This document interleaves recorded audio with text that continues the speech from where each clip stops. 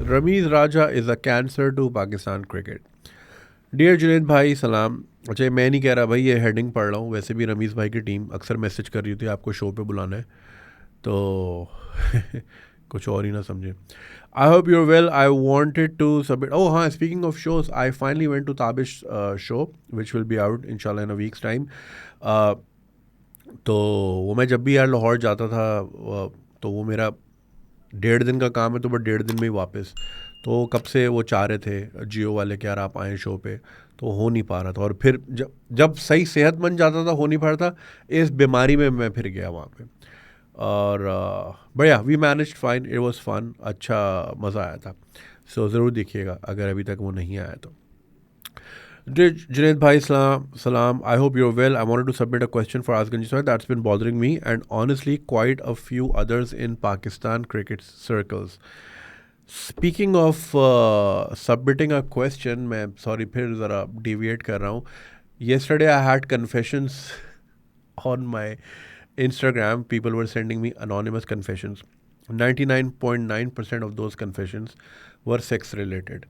और वो इतनी, मतलब अगेन सबके अपना अपना है भाई, अब बंदा क्या ही जज करे, लेकिन यार वो बहुत बहुत डिस्टर्बिंग चीज़ें थी।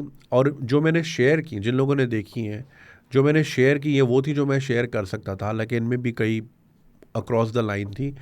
There were so many like फुप्पो giving me a hand job, पता नहीं क्या क्या यार। तो फुप्पो ने कुछ कर दिया, खाला ने कुछ कर दिया, या गर्लफ्रेंड ने कुछ खिला दिया, मैं बता नहीं सकता यहाँ पे ऑन स्क्रीन भी। But like there are some really really disturbing things. Now the thing is, लोगों के सारे कन्फेशन सेक्स रिलेटेड थे। अब यही लोग जब मायरा खान स्लीवलेस में आती है तो इंस्टाग्राम पे नीचे गालियाँ देते हैं, इतने मजहबी बनते हैं, लेकिन अंदर से ये लोग क्या है यार, मतलब हद है। और ये it's a true reflection of our society. हमने घुटन का माहौल इतना बनाया हुआ है और इतना सप्रेस किया हुआ है। अच्छा, और हर चीज़ कज़न कज़न कज़न, कज़न के साथ मैंने ये किया, कज़न के साथ मैंने ये करना है, मेरी कज़न दूसरे कज़न के साथ ये कर रही थी, अब मैं कज़न उन कज़न के साथ ये कज़न, इससे बाहर ही नहीं सोच रहे थे। तो उसमें भी लोगों ने फिर कुछ सवाल किए कि यार ये हमारे यहाँ इतनी क्या ऑब्सेशन है कज़न्स के साथ। तो उसका मैंने जवाब बनता भी यही है और मैंने उधर भी यही दिया कि ये आपको ना सिर्फ अर्बन सेंटर्स में नज़र आता है। अगर आप सड़क पे जाओ तो ख़वातीन भी हैं और को एजुकेशन भी चल रहा है, सब कुछ है। अगर आप दूसरे शहरों में जाओ ना तो औरतें नज़र ही नहीं आती, बिल्कुल इनविजिबल हैं औरतें। और मैंने लास्ट टाइम भी बताया था, एक ब्लॉगर आई थी इस्लामाबाद एयरपोर्ट उतर के, कह रही where are the women, because सारे मर्द ही थे चारों तरफ। तो वो फिर जब इतनी इनविजिबिलिटी हो, फिर आपका किसी किस्म का सोशल इंटरेक्शन ही ना हो औरतों से, तो फिर रह दे के जो सामने नज़र आता है फिर वही होता है आपका सब कुछ। तो सामने कज़न नज़र आती क्योंकि वो घर भी आती है, आप उनके घर जाते हो, तो आपका एक्सपोजर कज़न तक ही रहता है, तो फिर आपको प्यार भी उन्हीं से हो जाता है। तो ये एक बहुत बड़ी वजह है कि हमारे यहाँ ये इतना जो पेंडेमिक फैला हुआ है इस चीज़ का, क्योंकि मौके नहीं है और लोगों को एक्सेस नहीं है एक दूसरे से बात करने का, एक दूसरे को जानने का। तो बस जो सामने, तो इसी तरह जिसको मैनेक्विन नज़र आ रहा है वो मैनेक्विन से लगा हुआ है, जिसको कुत्ता बिल्ली नज़र आ रहे हैं वो उनके साथ भी कर रहा है, कोई मुर्दों के साथ भी कर रहा है, कोई बच्चियों के साथ भी कर रहा है। तो ये वजह है कि इतनी जो घुटन हमने पैदा की है। अब देखें ना, इतना हमने मजहबी माशरा एक बना दिया, उसका रिजल्ट ये है। So clearly it's not working out, तो ना you should think about something else. मगर अब आप ये बातें करें तो फिर गुनाह के मुर्तकब होते हैं। एनीवे, राइट, क्या डिस्कशन में पड़े।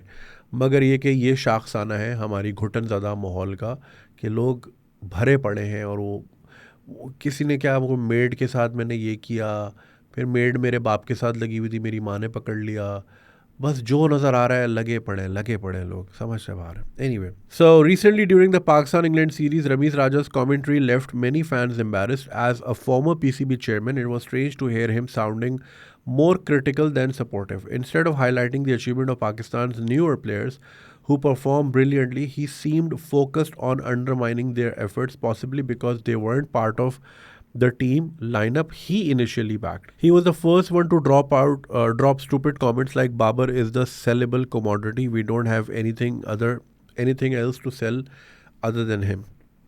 Imagine how would other players feel hearing about this. Moreover, I don't know what a sellable commodity is. Do players need to be sellable at the experience level that Babar operates at currently? He clearly had his players marked out and his big mouth, which was obviously backed by then Prime Minister, who gave him unlimited power, blabbed the most random things on his YouTube channel. He was heard saying, "We make pitches flat so our batsmen can make records." His idea of drop-in pitches and domestic circuit were disasters, which I don't want to discuss. Coming back to the match recently, it was especially disheartening when even as Pakistani celebrated a win, he picked apart the new captain's record rather than acknowledging the team's success. His comments almost suggested he would rather see Pakistan lose than admit this new setup could succeed without his hand-picked players.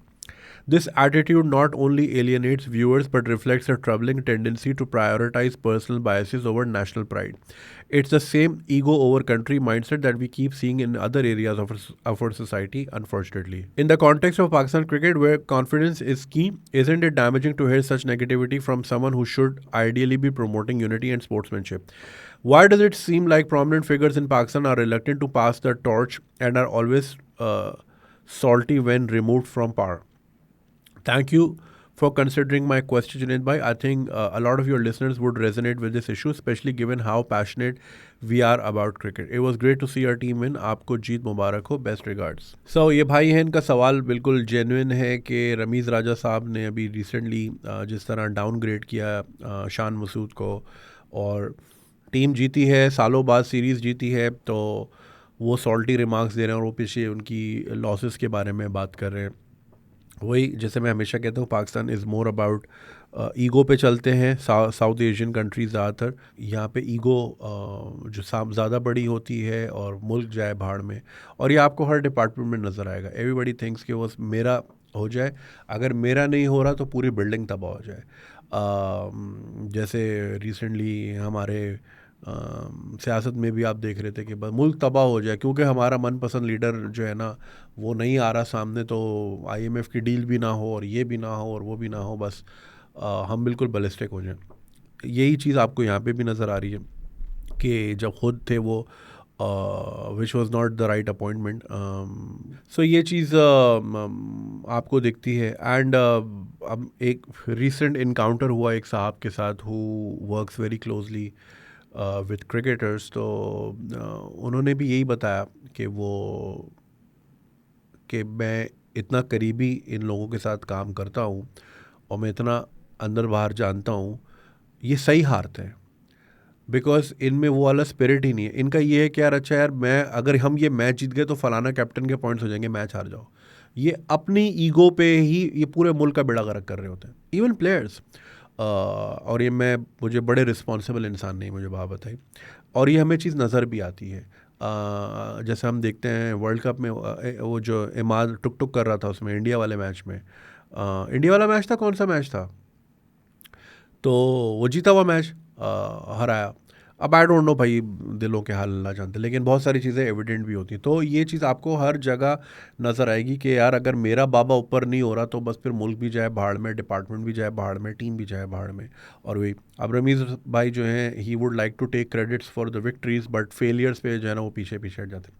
तीसरी चीज़ ये कि भाई pitches जो हैं क्यों record बनाने हैं हमने, हमें मैच जीतते हैं लेकिन नहीं, हमारे बैट्समैन रिकॉर्ड बनाए ताकि वही वाली बात है ना, अगर सेलेबल कमोडिटी को किसी ना किसी तरह विराट कोहली के साथ खड़ा करना है या द्रविड़ के साथ खड़ा करना है ताकि ये कि आप सीना चौड़ा करो कि यार ये भाई की फाइंड है. तो वही ना, personal satisfaction over national cause. मुल्क के लिए बेहतर क्या है वो नहीं, मेरा बाबा कहाँ से ऊपर होगा वो ज़्यादा ज़रूरी है. अब ये कितनी शर्म की बात है, हमारे यहाँ कितना टैलेंट होता है वो लेट 30s में तो डिस्कवर हो रहा होता है. अब यही सारे लोग सारा दिन TV पे भी बोलते हैं, अपने अपने YouTube चैनल पे भी बोलते हैं. मेरे एक दो अली आफ्ताब सईद, आप सब जानते हैं, वो ये कहते हैं कि यार वो फ़ौज के बारे में ये बोलते थे कि जितने भी रिटायर्ड जनरल्स जो ये आते हैं TV पे, जो डिफेंस एनालिस्ट बन के आते हैं, इनके पास सारे सोल्यूशन होते हैं. तो वो सोल्यूशन तब का होते हैं जब वो सर्विस में होते हैं. जब वो रिटायर हो जाते हैं उनके पास सारे सोल्यूशन होते हैं, ये ऐसे करेंगे वैसे करेंगे, अफगान पॉलिसी ये होनी चाहिए, इंडिया पॉलिसी होनी चाहिए, कश्मीर पॉलिसी, सारी सही बातें करेंगे. तो भाई जब आप इन सर्विस से तब क्यों नहीं बातें कर रहे थे ये, ठीक है. सिमिलरली यहाँ पे सब पता है यूट्यूब चैनल पे भी भाई इसको ऐसे करें, ऐसे ट्वीक करें, बट जब आपको पावर मिलती है तब आप कहाँ चले जाते हैं। अब यही टैलेंट नोमान अली हो गया, साजिद खान हो गए, ये क्यों लेट 30s में डिस्कवर हो रहे हैं। For the longest time we were looking कि यार शादाब की रिप्लेसमेंट नहीं है, नहीं है, नहीं है। कैसे नहीं थी? अगर आपके पास इतना बड़ा डोमेस्टिक सर्किट है, आप PSL भी कर रहे हैं, आपकी दूसरी चीज़ें भी चल रही हैं, तो ये क्यों नहीं हैंड पे क्यों नहीं हो रहा टैलेंट? आपकी नज़रों से ओझल क्यों है? यार क्या बॉलिंग की है, 40-40 विकेटें लेके उड़ गए 2 बॉलर।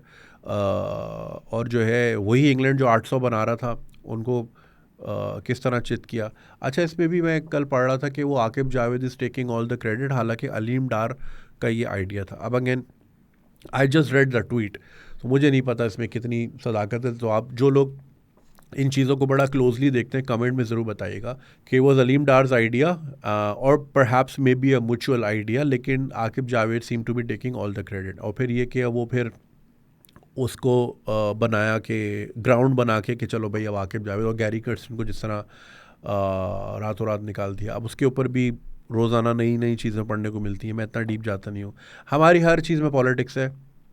हम घर में भी सियासत, दफ्तर में भी सियासत, दोस्तों में भी सियासत, मुल्क में सियासत, टीवी खोलो सियासत, क्रिकेट में सियासत, आती किसी को नहीं है। सेम हमारे हर ऐड में शादी, मगर शादियों का आप हाल देख लें। सो समझ से बाहर है, एक ही काम करते हैं वो भी नहीं आता। सो ऑल इन ऑल इसमें मैं यही कहूँगा, there was no reason to be salty, मगर वही वाली बात है पर्सनल ईगो। यार ये ईगो बड़ी ख़तरनाक चीज़ है, ये ना आपको कहीं का नहीं छोड़ती। तो मैं जितने लोग सुन रहे हैं, जितने बच्चे सुन रहे हैं, ज़िंदगी में ना ईगो बिल्कुल निकाल के साइड पे रख दो। ये आपको ज़लील रुसवा कराएगी। आपका एक तरफ पूरे 30-40 साल का करियर और एक तरफ आपका एक छोटा सा इंटरव्यू, वो सब बर्बाद कर देते हैं। देखो बिल्डिंग बनाने में 3 साल 4 साल लगते हैं, गिराने में 3 मिनट भी नहीं लगते। तो हमेशा ज़िंदगी में यही सीखना कि रिस्पेक्ट हो गई, ये सारी चीज़ें हो गई, इनको बिल्ड करने में बहुत टाइम लगता है, गंवाने में 2 मिनट नहीं लगते। So don't be these guys. मकसद यही है कि ये नहीं बनना ज़िंदगी में। मैं भी बचपन में या जवानी में या नौजवानी में आसपास लोगों को देखता था, मैं कहता था यार कुछ भी हो जाऊंगा ज़िंदगी में, ये नहीं बनना मैंने, वाइनी नहीं बनना है मैंने, यार ये नहीं करना, कंप्लेन नहीं करनी, या फिर ये कि एक्शन लेना है ज़िंदगी में, रोते रोते लेना कि ये नहीं हुआ, वो नहीं हुआ, पूर्वों ने हमारे ये नहीं किया और उस वक्त ज़मीन मतलब ये इस तरह नहीं रोना, कुछ करना है। So don't be this guy.